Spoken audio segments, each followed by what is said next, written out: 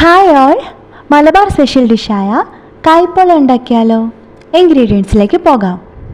ചൂടായ പാനിലേക്ക് 1 table spoon നെയ്യ് ഒഴിച്ച ശേഷം കിസ്മിസും റീസിൻസും ഫ്രൈ ചെയ്ത് മാറ്റി വയ്ക്കാം. പാനിലേക്ക് 2 ഏത്തപ്പഴം ചോപ്പ് ചെയ്തതും കൂടി ചേർത്ത് നന്നായി സോട്ട് ചെയ്തെടുക്കാം. നന്നായി വെന്ത് ഒന്ന് സോഫ്റ്റായി വരുമ്പോഴേക്കും മറ്റൊരു പാത്രത്തിലേക്ക് മാറ്റി വയ്ക്കാം.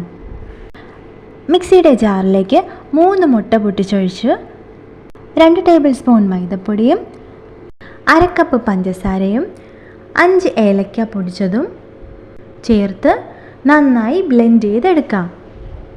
1 മിനിറ്റെങ്കിലും ഒന്ന് ബ്ലെൻഡ് ചെയ്തെടുക്കണം, എങ്കിലേ മുട്ട നന്നായി ഫ്ലഫി ആയിട്ട് വരികയുള്ളൂ. മധുരം ഒന്ന് ബാലൻസ് ചെയ്യുന്നതിന് വേണ്ടി 1/4 ടീസ്പൂൺ ഉപ്പ് കൂടി ചേർത്ത് കൊടുക്കാം. എല്ലാം നന്നായി ഒന്നുകൂടെ യോജിപ്പിച്ചെടുക്കാം. ഇനി ഇതിലേക്ക് മാറ്റി വെച്ചിട്ടുള്ള ഏത്തപ്പഴവും ചേർത്ത് കൊടുക്കാം. ഏത്തപ്പഴവും ബാറ്ററും കൂടി നന്നായി ഒന്നുകൂടി യോജിപ്പിച്ചെടുക്കാം.